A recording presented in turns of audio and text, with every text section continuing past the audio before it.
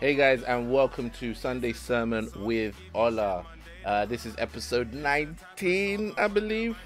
So next week I should be reading out the names of all the patrons so far. Thank you to everyone who's been supporting so far. Thank you to for all the great feedback I've been getting. People coming out the woodworks, and you know, it's a weird thing because when you do a podcast like this, and it's not like I've got someone else I'm bouncing off of, you really don't know what's happening until like weeks down the line or days or whatever it is when somebody says to you, oh, I listened and blah blah blah. So the amount of you that came back to come and say, you know, congratulations on the expectancy and you know, all sorts of things, just I'm enjoying the pod, blah blah blah. That's been mad, so that lets me know that you're actually listening, and I appreciate that. I also have to thank everyone, especially Tina, for last week's discussion. It was, yo, if you haven't seen it, go and watch it. Go and watch it. I found that to be one of the most I don't want to say useful. Useful is kind of ruins it a bit. I want to say it was one of the most important discussions we've had in a while, because you see, black fatherhood, even though I, you know, want to talk about it in terms of men, it, you know, it affects women because women have fathers too. So, you know, you can't deny the impact that this has, and the level to which it affects people. So it was fantastic, even to have the discussion with her, as well as the fathers who joined in as well and gave their 2 cents. Thank you to everyone who got involved in last week's Insta discussion. And always thank you to the Patreon subscribers. Yo, you know it's cold outside because I didn't switch from the Sunday service cap to the Sunday service woolly hat. If you're watching on YouTube, it's cold. We're back in lockdown again. As I'm recording this mad late, so I've seen now that Joe Biden has been elected the 46th president of the United States, which was an interesting journey and is going to feature in some of what I'm talking to you about. But the reason why I'm giving you so much lead up like this is because it's Sunday morning. You might be listening to this first thing in the morning and you might not be ready to hear this question straight away. You're still like, look, I haven't even got out of bed yet. I haven't even brushed my teeth yet. I haven't said my prayers.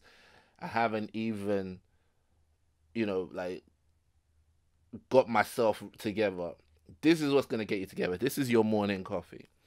Today's topic, which you might not be able to tell from the title, is about a central question I asked my wife. I asked her, how do you know if what you like sexually is really what you like, or what you've been influenced to like by porn, for example? Now, a lot of you would have heard me talk about porn before, so it's not like porn is new for me to talk about. But this discussion is wider than just porn. Porn was the discussion I had with her, and I'll explain to you how I got there.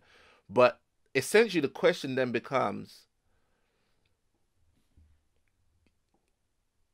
is it like, if the source is bad, or if the source is something you don't connect with or don't agree with, is the fruit of it therefore bad?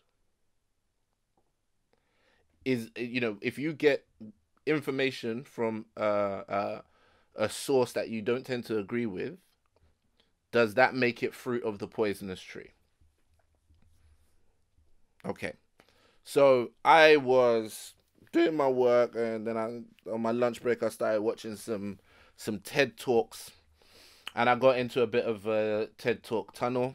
That's just where you just get sort of sifted from one TED Talk to the other, because, you know, the topics are interesting and you want to find out more and blah blah blah. So I started off watching this one about seduction, and there's a couple of ones about seduction and about how it's like seduction's doesn't need to be sexualized, it's more about being charming and blah blah blah. And then eventually it comes into one about porn. And it's this woman who runs an organization that's about changing attitudes on internet porn.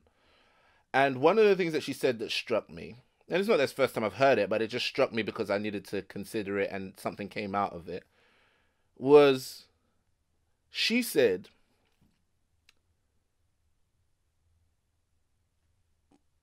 basically that basically she was trying to allude to the fact that because porn is getting more and more, let's say, violent, aggressive, people's sexual tastes are becoming more violent and aggressive. And whilst I don't deny that, you know, if it's in your formative years, if you're trying to work out what sex is and you learn from porn, you're going to learn a lot of terrible things. I've said this myself many times. But I also think, how do we really know what anyone likes in bed? Because there's always an element of suggestion. Like there may be some things you stumbled on just by accident in your sex life. But most of the things, before you ever do it, you hear about it from somewhere. And you usually have an initial reaction, then you might have another reaction when you're faced with the possibility of it happening. Then maybe if you do experience it, that might change it. Then maybe experiencing it over a period of time might change how you feel about it. But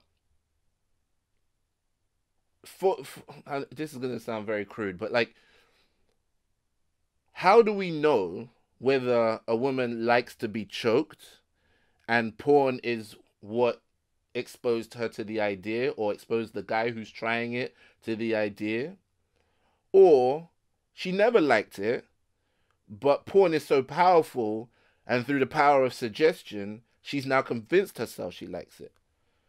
Because if you just look at general social media, the general trends as to like what people talk about now is very different, and it's very weird.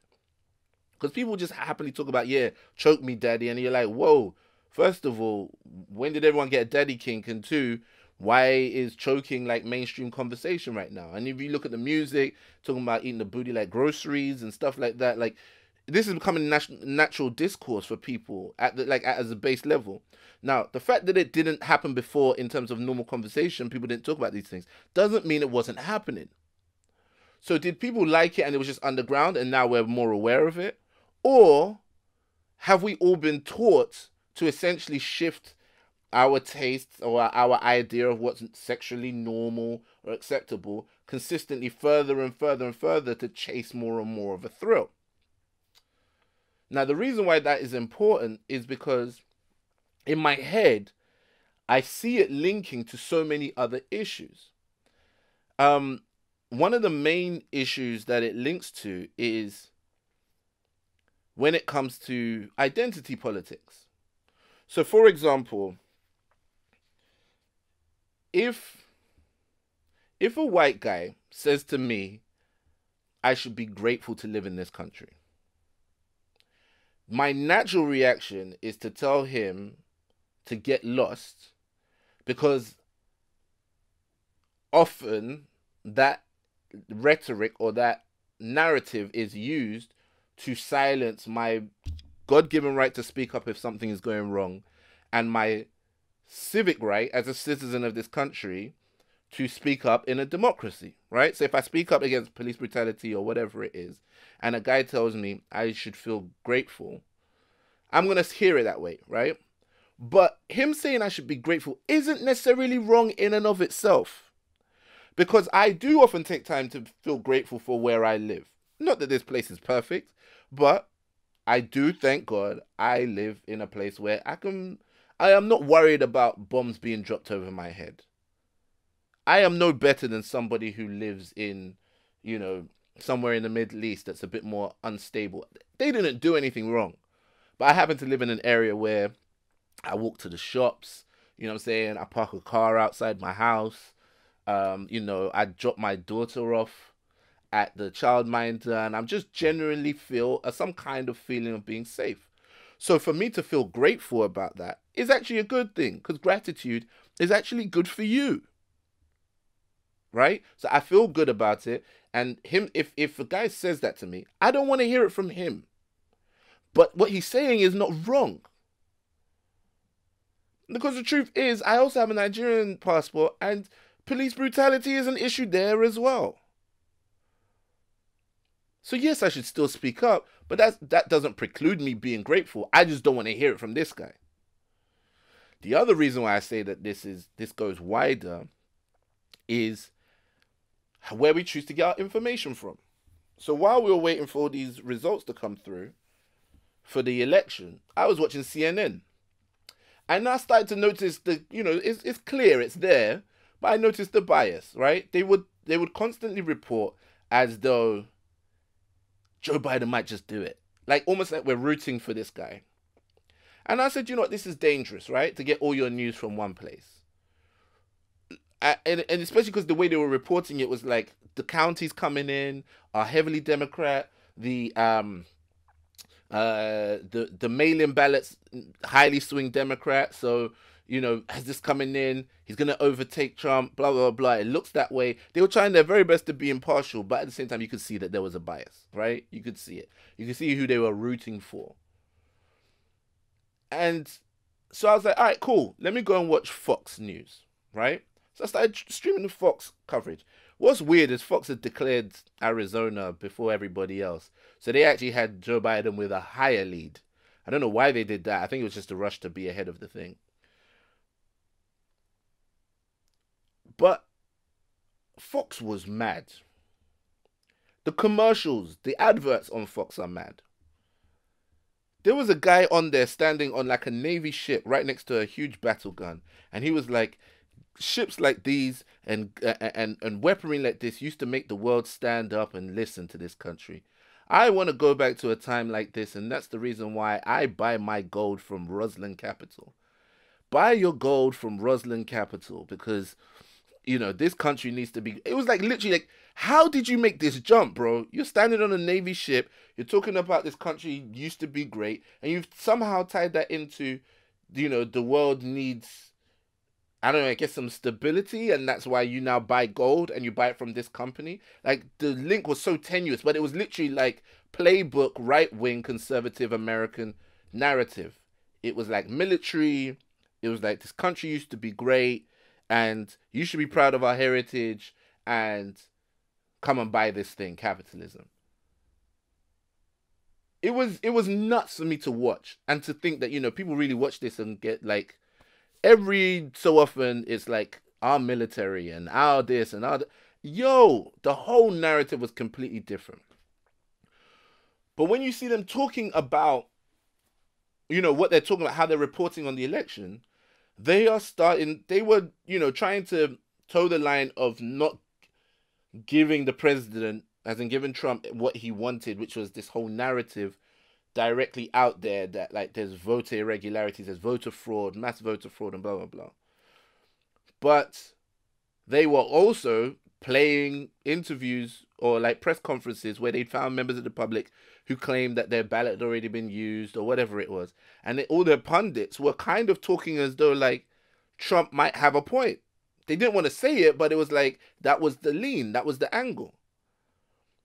And so if, let's say, after a while, I was watching the two, I'd switch between them, I started to feel like anxiety. It was getting a bit much. I closed everything down, and when I came back, I said, you know what? I'm just going to watch CNN's one. I just felt cool with that. CNN will have you on the edge of your seat. They just know how to keep talking as though like they're just about to announce, and that's how they dragged me out for days on end. But the idea was, I eventually went back to the place where the narrative made me feel comfortable. Even though I did challenge myself to step out, I still wanted to get it from where it was comfortable. Right? So sometimes it's not actually about the actual information. Because the information could be good information, it could be bad information. But most of the time, it occurs to me, we're more concerned with who it's coming from. And be that about identity, be that about, political leanings, be that about, when we're talking about sex, and I'm going to bring it back to the sex issue, even if your parents do give you a sex talk, it's genuinely about like maybe protection, maybe don't have sex before you're married, maybe like they'll give you that. No one showed us how to do doggy style. We all figured it out.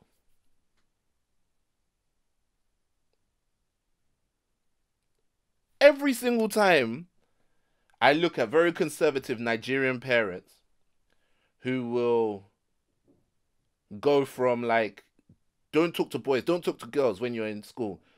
Then all of a sudden, the moment you graduate, where's your husband? Where's your wife? You get married. Where's the child? Yo, how did you expect me to know what to do in the bedroom if not for porn? Now, there is sex education in schools in this country.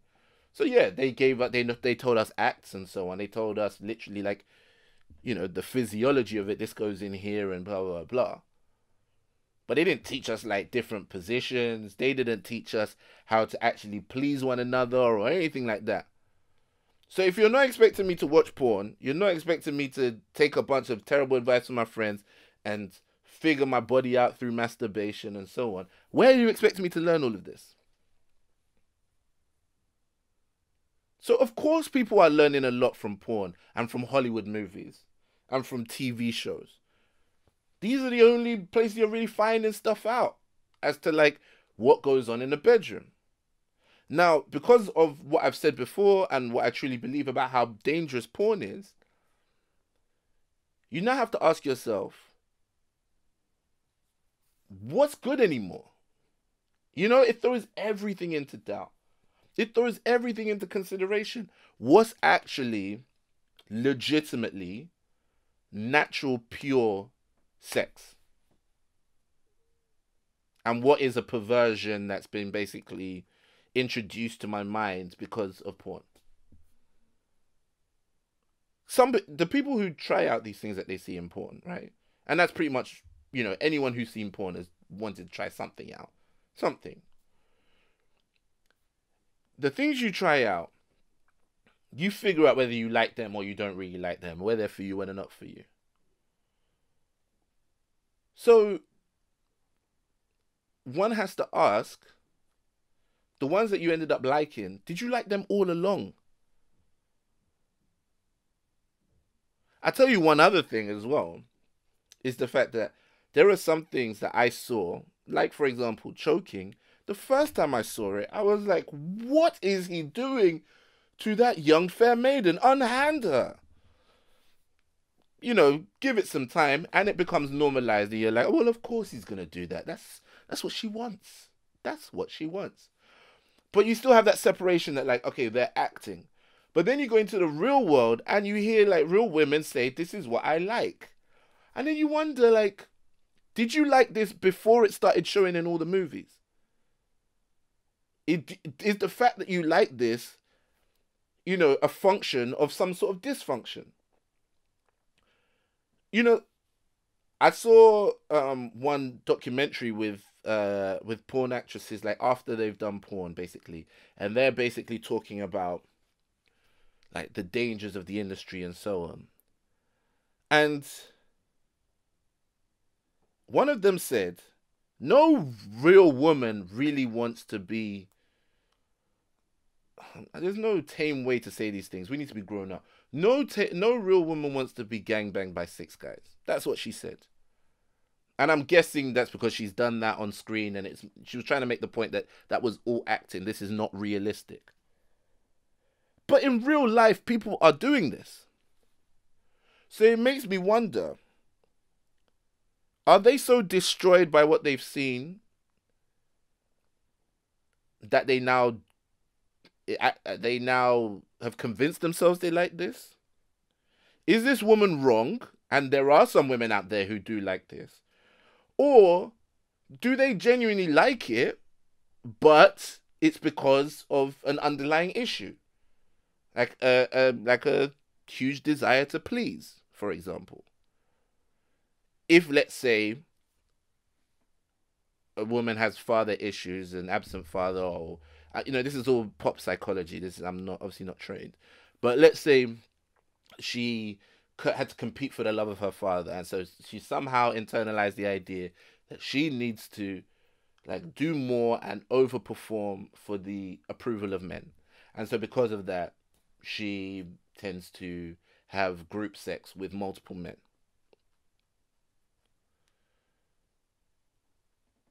That's an example in which you could go, okay, the only reason you're doing this is because there's some kind of trauma and this is your coping mechanism, or this is like a, a, a bad outcome of it. But there's always a chance that she just likes that. I don't know. And that's what I want to ask you guys. Because she saw it in porn, does that automatically make it bad? We all figured out how to kiss from watching movies. None of our... If your parents sat you down and showed you how to kiss, I got more questions for you. So most of us figured it out from movies. We know that these movies have, unrealistic expectations in them, and they're made for entertainment, and they don't necessarily reflect real life. But yet these are the places that teach us our most intimate acts. Getting it from there, we take it into our lives, and we continue with what we think is good, what we enjoy.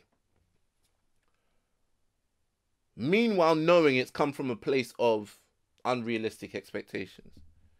Is that fruit of the poisonous tree? If you tell your wife, for example, I want to see you in red lingerie, and the reason why you know you want to see your wife in red lingerie is because you previously saw a movie, a porn movie, or whatever it is, maybe even just a normal TV show, where the wife shows up or the woman shows up in red lingerie.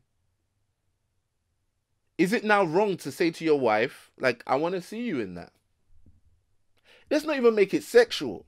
Let's just say let's say your ex-girlfriend pops up on your friend's social media feed, so you don't even follow her anymore.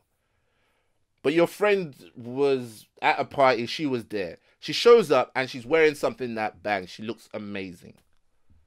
Now you want to see your current partner in that dress or whatever it is. If you go and buy that dress or that style of dress or whatever it is for your current partner, and she loves it, she likes the dress, she actually wants to wear it, she says, thank you for getting me this dress.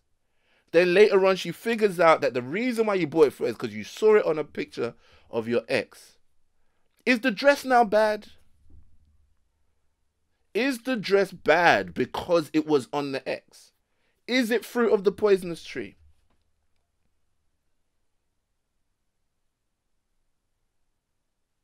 Is it sometimes the fact that because now we know, we actually destroy a lot of good things for ourselves?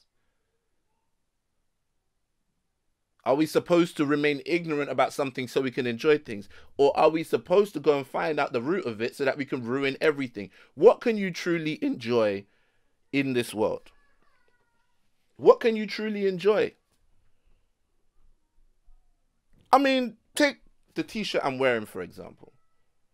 I am wearing a t-shirt. It says limited edition on it. This, you may or may not know, is from Burna Boy's line on Boohoo. I saw Burna Boy got a line on Boohoo. I was like, I'm going to check out the line. I actually liked some of the stuff. I did a quick little shop. Got some comfy little bits. I'm actually wearing the jogging bottoms from his line and a t-shirt from his line. And I'd be like, yeah, go on, Burna Boy. Do your thing.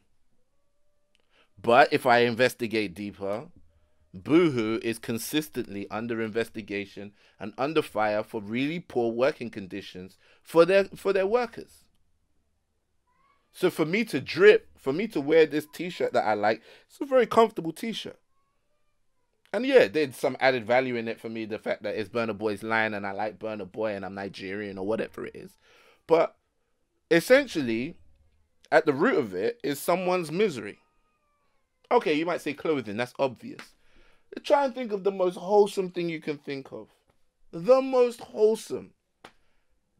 And somewhere, somehow, there is a bit of information that's going to ruin it, like in terms of the source of it or the root of it. Even like the church has real issues. It's human beings, wherever there are human beings. Even if you want to think about, I don't even know. what is it you can think of that's pure and wholesome, that doesn't have any bad root to it?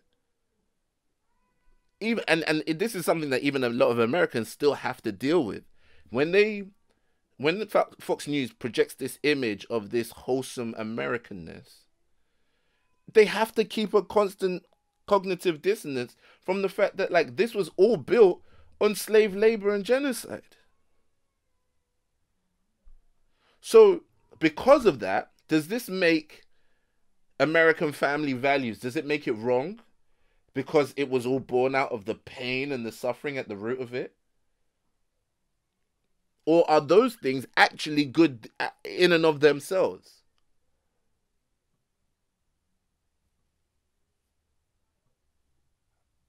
I honestly don't know, and I flip flop back and forth, because I know that, like, the Bible talks about the fact that you you can't get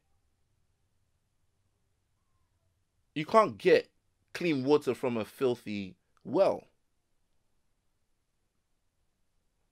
You can't get good fruit from bad seeds. So that makes me think everything is bad, because at the root of it, there's always something bad. But then I also think, and to be honest, this is, now that I'm saying it out loud, this was at the root of, right before I created Sunday Service, I was actually writing a comedy show called The Comedian and His Dirty Money. And the idea was to investigate, like, money. Like, can you make, if clean hands hold, that was the question at the center of the show. The question at the center of the show was, if clean hands hold dirty money, do the hands become dirty or does the money become clean? I might still write that show one day.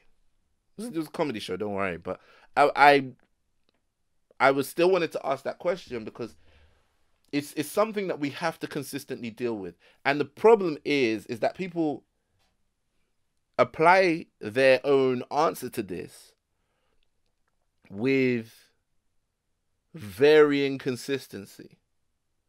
Because if it's something they like enough, they're willing to ignore the roots of it. But if it's something they don't like, they're willing to remind you, if you like it, every day of how bad the roots of it are. And the truth is, like, even though Democrats right now are, or black people might be celebrating the fact that Trump lost the election, they have to contend with the fact that Joe Biden was the architect of the crime bill that really hurt the black community. But they can't afford to throw Joe away, right? They just have to kind of put that to the side and vote for him because he seems like the lesser of two evils, right?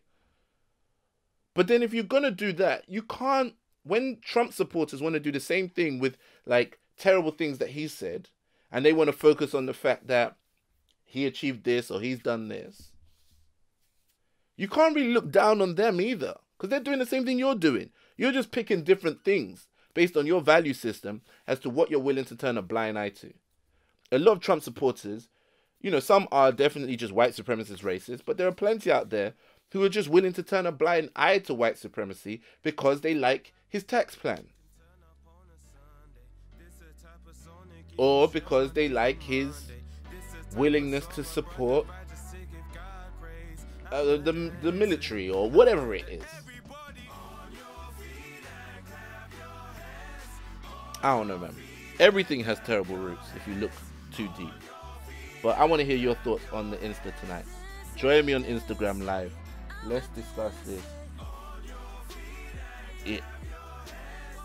When we are learning good things, what seem like good things from bad sources, is it fruit of the poisonous tree? Is it no longer something we can deal with? See you then, man. Stay blessed.